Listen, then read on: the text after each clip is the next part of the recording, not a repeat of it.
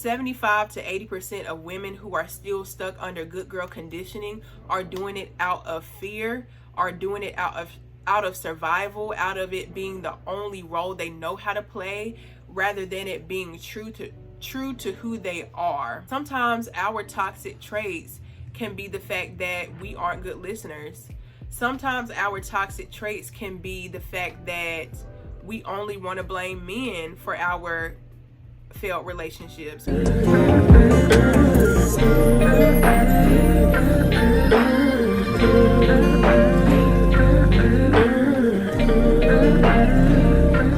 everyone, welcome back to my channel. I am so thankful y'all are here.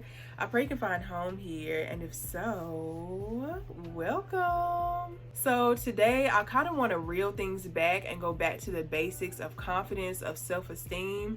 I know I've been posting like more niche type videos, very specific, very specific content. So something has just been telling me to go back to the basics of confidence and self-esteem that I've been learning up until this point, that have helped me feel more secure and loving in who I am. So today I want to share with y'all 5 reasons why you may not feel as confident as you really could be right now. I want to give y'all a little insight on what I've experienced in my life that held me back from truly stepping into this confidence. This same confidence is going to take me to rooms and places that I would never get with just my talent or just my looks or just me alone, but it's the energy that we carry too. So the first reason why you may not be or feel as confident as you could be is that you're still basing your value off of what happened in the past, off of that relationship that made you feel insecure. You're still basing your confidence or your value on your flaws, everything that you perceive yourself to do wrong or bad or not good enough. Everybody has insecurities, okay? Even the most famous and most confident of people, everybody has things and quirks that they're just like, I can work on that, or I want to be more conscious about that, or disciplined in this area.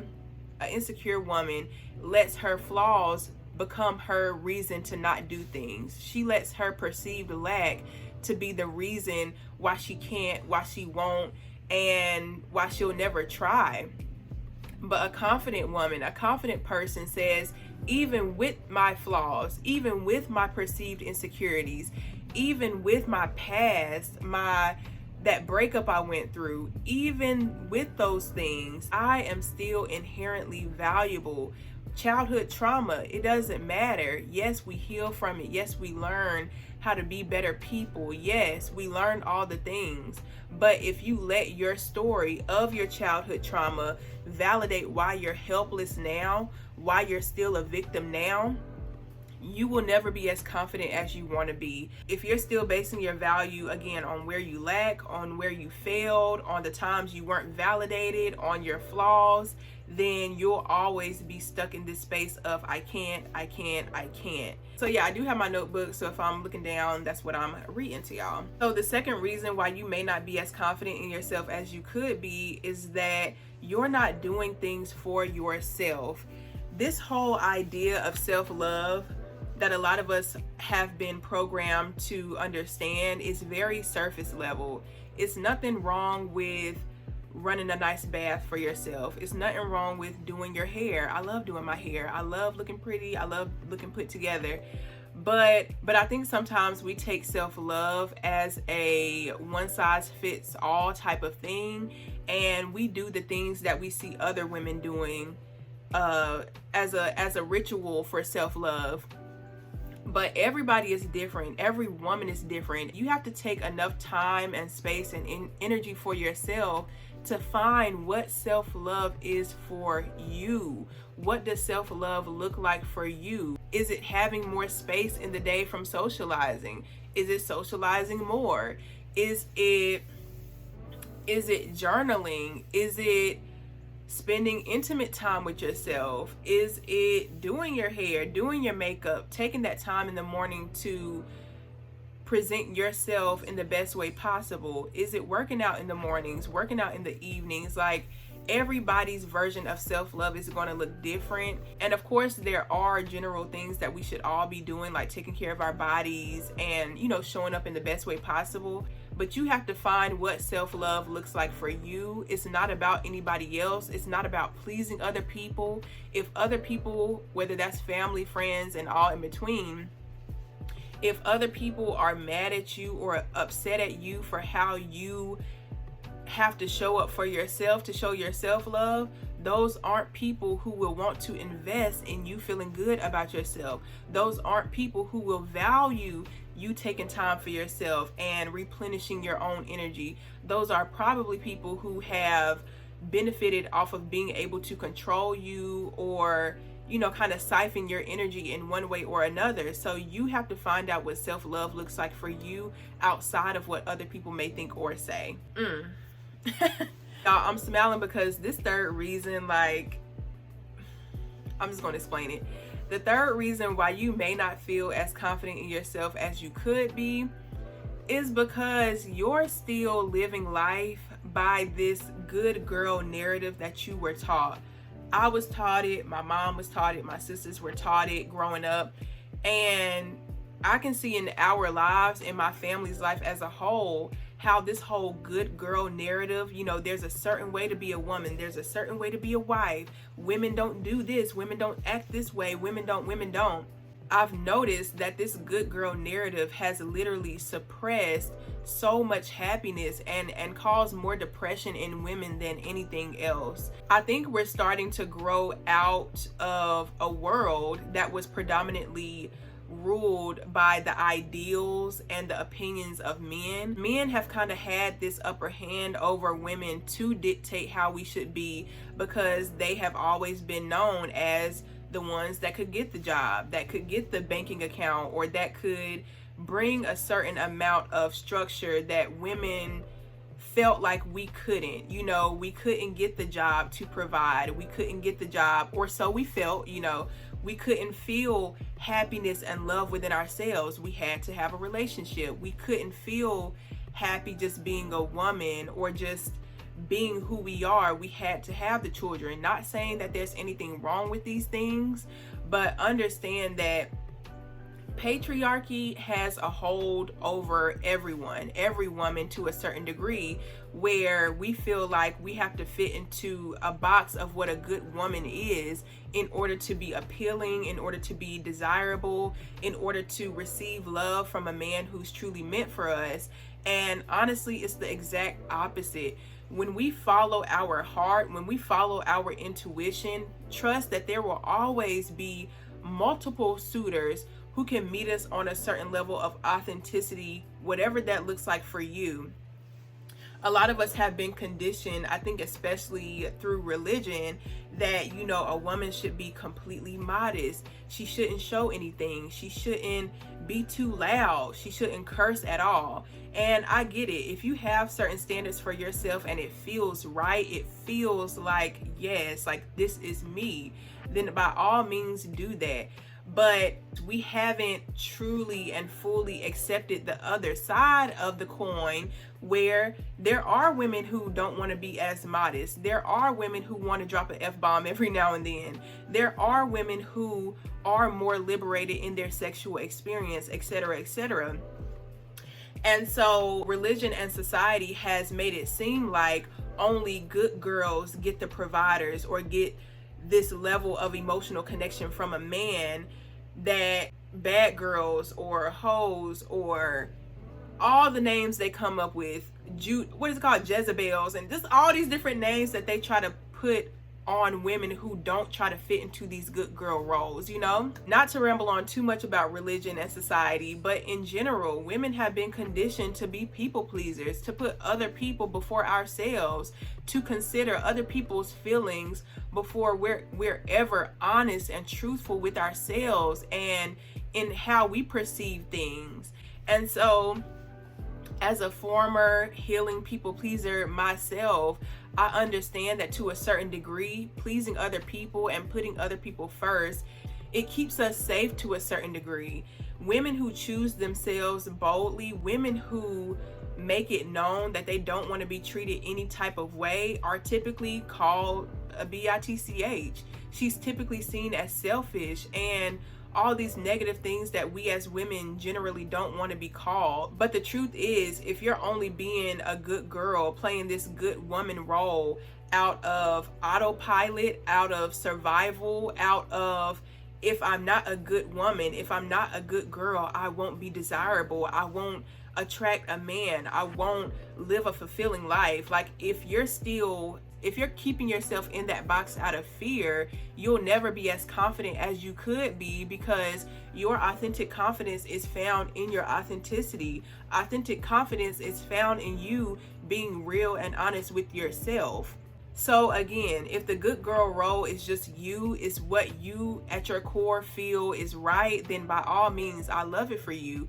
But I'll honestly say 75 to 80% of women who are still stuck under good girl conditioning are doing it out of fear, are doing it out of survival, out of it being the only role they know how to play, rather than it being true to who they are. The fourth reason why you may not be as confident as you possibly could be is that you don't have any hobbies, you don't have any disciplines, you don't have anything that you invest your time in that you can reap rewards from, that you can get results from. This is also a heavy conditioning that's on a lot of women, where so many women are only focused on relationship. What man can I get? Who can I date? You know, the kids. I'm all for my kids. My kids are my life.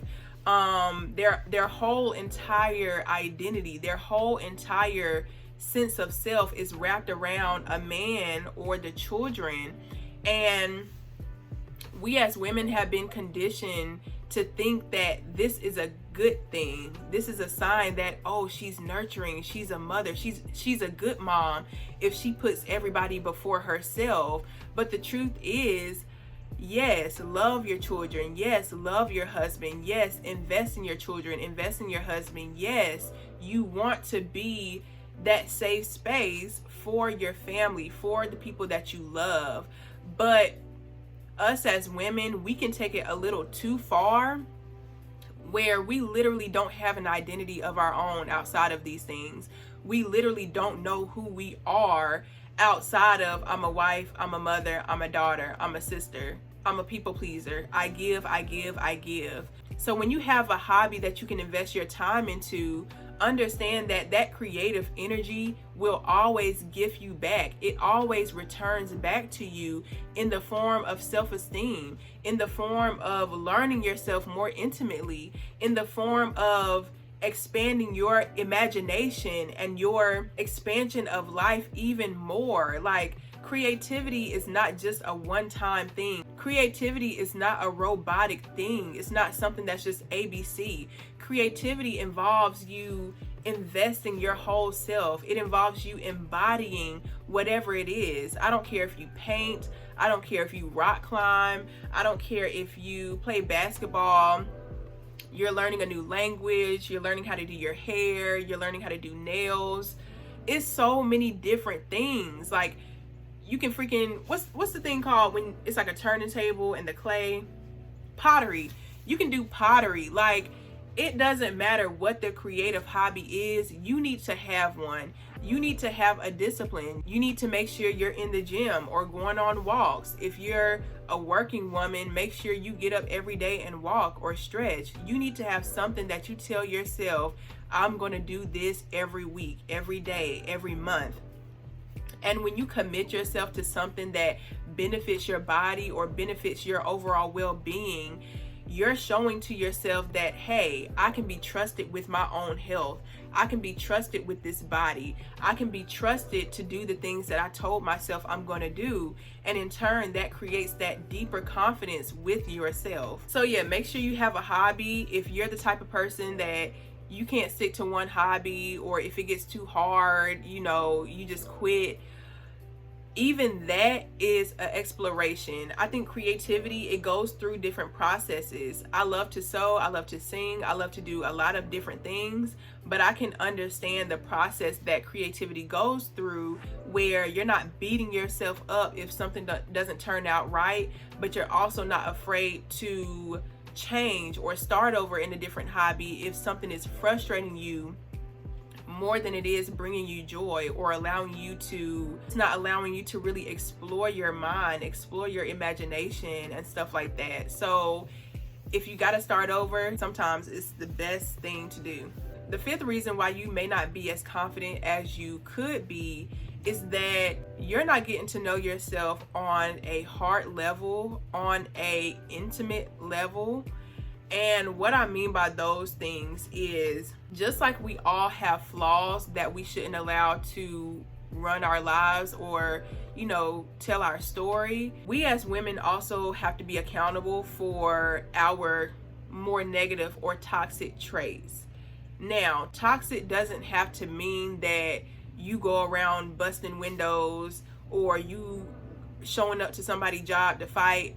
Toxic doesn't mean that you have this extreme level of anger or uncontrolled emotion. Sometimes our toxic traits can be the fact that we aren't good listeners.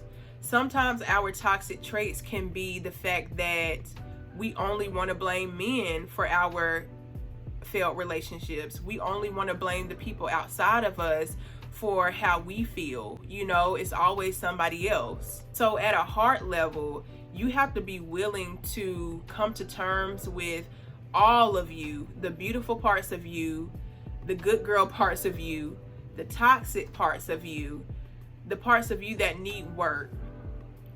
And so I found that because women have been victimized for so many years, like we have been victims in a lot of different scenarios, because we've taken on that role in this lifetime, it also gives us a little bit of leverage where we feel like we can get away with little stuff that we do. We can get away with little toxic traits that we have and then play victim.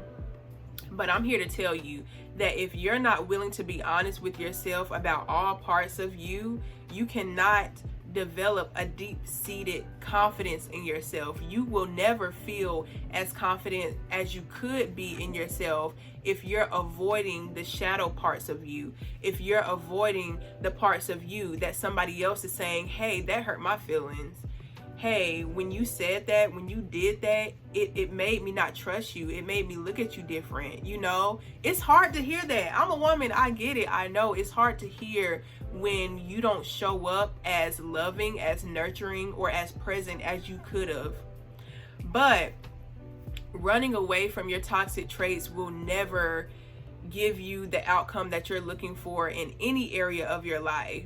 So if you aren't getting to know yourself at this heart level, it's almost impossible for you to cultivate authentic relationships, friendships, connections with your family, because you're always going to be on a defense. You're always going to feel like people are maybe attacking you rather than wanting to build a closer relationship with you by letting you know how they feel. I don't know where I heard this at, but someone basically said when people come to you with their feelings or with their boundaries, it's because they want to continue to evolve and connect to you, not because they want to shame you.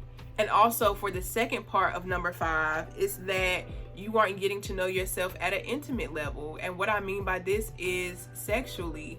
Now, I don't believe or think that women should just be out here promiscuous and sleeping with any and everybody, but I do believe that women should at least know themselves. I'm not going to use too many descriptive words, but you should be familiar with yourself. You should be in tune. You should be learning how to please yourself. Now, if you're really religious or you just feel disgusted or whatever feelings come up for you when you think about self-pleasure, I think that's something for you to understand why you feel that way. Is it your beliefs? Is it your feelings? Or is it because you've observed shame around a woman's pleasure at some point in your life? Have you observed other women feel ashamed about their sexual nature, or, judge other women who may be more in their sexual nature? Like, I think women as a whole, we have to come to terms with the fact that our sexual nature has been demonized. It has been shamed in our society. And so I can understand why women may not want to connect with themselves on that level. But I promise you, sex is such a natural thing. It's literally the only reason why all of us are here on this earth today. And so I think knowing yourself on that intimate level, again, you don't have to go out here sleeping with everybody, but getting to know yourself. What do you like? What feels good? What parts of you are more sensitive, or what parts don't really do much for you? You know, you should know these things about yourself.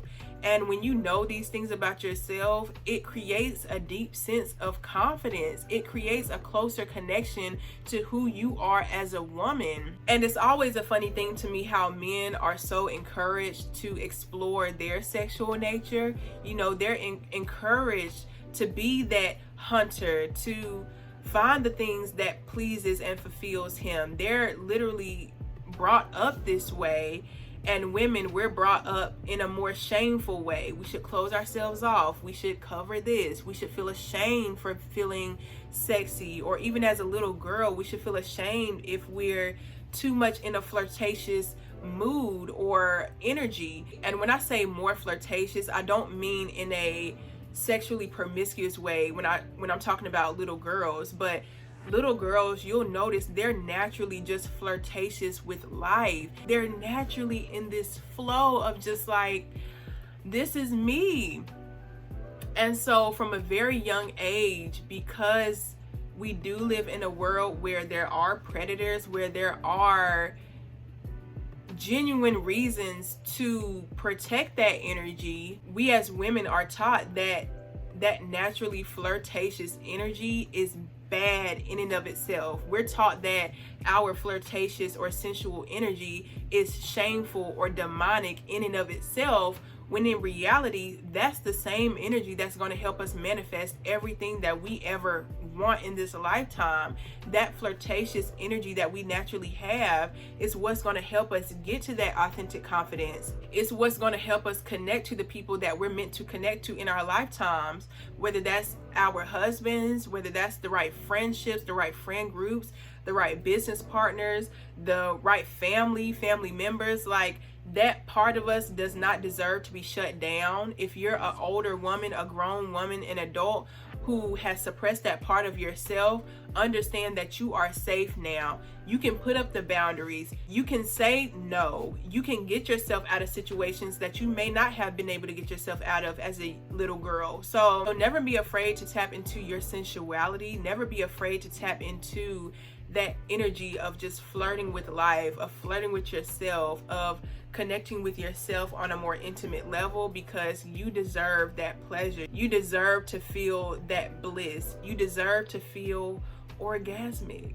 But yeah, that's pretty much all I have for you. I don't know what to say. I really hope that these 5 things connected to y'all to help you all grow even closer to who you are as a woman. And I will see y'all in the next one. Bye.